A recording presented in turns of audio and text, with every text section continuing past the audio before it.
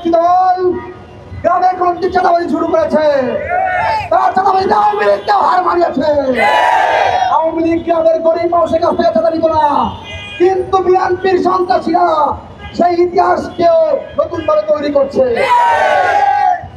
এখন মানুষ বলতে বাধ্য হচ্ছে চাঁদাতুলের পল্টনে 10% যায় লন্ডনে।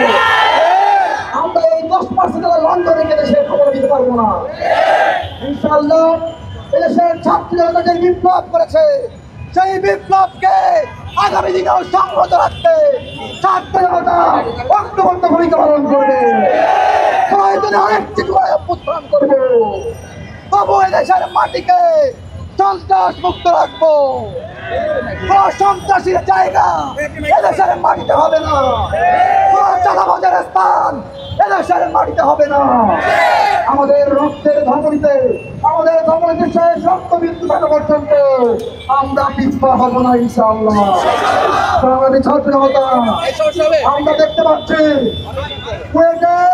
সেই সন্ত্রাসী করতে আমার ভাইদেরকে কুটিয়েছিল, আমরা দলের সেই সন্ত্রাসীকে তার দলে আর সন্ত্রাসী গতকাল খুন করেছে।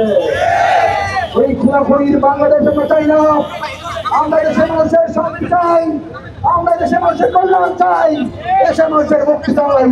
আগামী দিনে যারা দেশের মানুষের কল্যাণে কাজ করবে, দেশের মানুষের মুক্তির জন্য কাজ করবে, আমরা তাদের সাথে আছি।